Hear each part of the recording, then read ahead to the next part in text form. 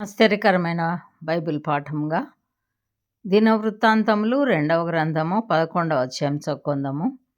రెహబాము యెరూషలేమునకు వచ్చినప్పుడు ఇశ్రాయేలు వారితో యుద్ధం చేయుటకును రాజ్యమును తనకు మరలా రప్పించుకొనుటకును అతడు యూదా వారిలో నుండియు బెన్యామీనీయులలో నుండియు ఏర్పరచబడిన యుద్ధశాలులను 1,80,000 మందిని సమకూర్చగా దైవజనుడైన షెమయాకు యెహోవా వాక్కు ప్రత్యక్షమై ఈలాగు సెలవిచ్చెను.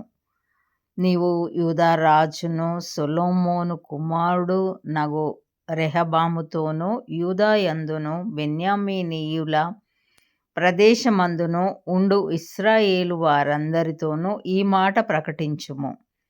ఈ కార్యము నా వలన జరుగుచున్నదని యెహోవా సెలవిచ్చుచున్నాడు గనుక బయలుదేరకుండాను మీ సహోదరులతో యుద్ధం చేయకుండాను మీరందరూను మీ ఇండ్లకు తిరిగి పోవుడి అని చెప్పెను. కావున వారు యెహోవా మాటలు విని యరొబాముతో యుద్ధము చేయుట మాని వెళ్ళిపోయిరి.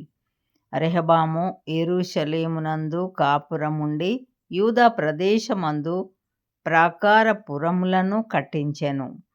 అతడు బేత్లెహేము, ఏతాము, తెకోవ,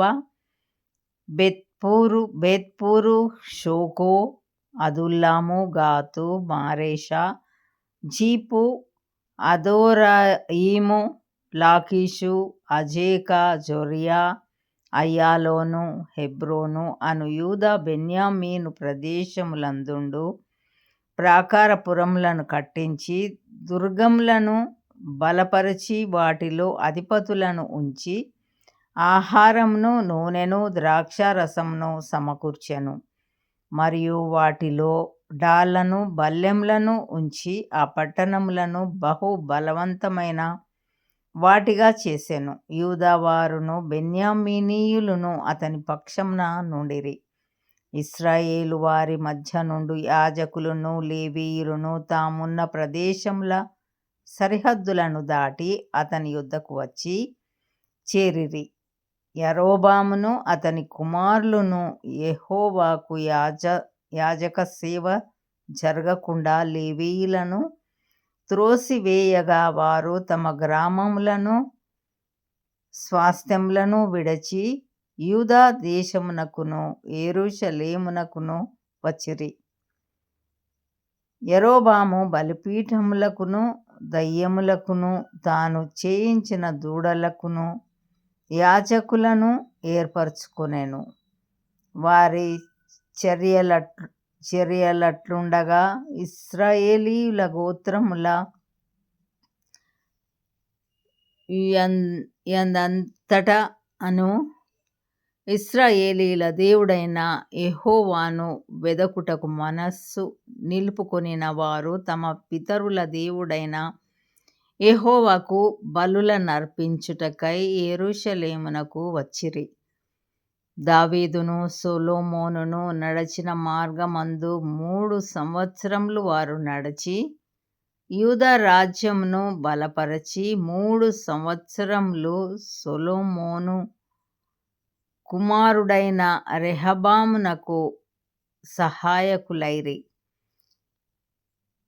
రెహబాము దావీదు కుమారుడైన యెరీమోతు కుమార్తెయగు మహలతును యెషై కుమారుడైన ఏలీయాబు కుమార్తెయగు అబీహయీలును వివాహము చేసుకొనెను. అతనికి యూషు, షెమర్యా, జెహము అను కుమారులు కలిగిరి. పిమ్మట అతడు అబ్షాలోము కుమార్తె అయిన మయకాను వివాహం చేసుకొనగా ఆమె అతనికి అబీయాను, అత్తయిని, జీజాను, షెలోమీతును కనెను. రెహబాము 18 మంది భార్యలను పెళ్లి చేసుకొని 60 మంది ఉపపత్నులను తెచ్చుకొని 28 మంది కుమారులను 60 మంది కుమార్తెలను కనెను. అయితే తన భార్యలందరికంటెను ఉపపత్నులందరికంటెను అబ్షాలోము కుమార్తె అయిన మయకాను అతడు ఎక్కువగా ప్రేమించెను. రెహబాము మయకాను పుట్టిన కుమారుడైన అబీయాను రాజును చేయతలచి అతని సహోదరుల మీద ప్రధానునిగాను అధిపతినిగాను అతని నియమించెను. అతడు మంచి మెలకువ గలవాడై తన కుమారులలో శేషించిన వారిని యూదా బెన్యామీను సంబంధములైన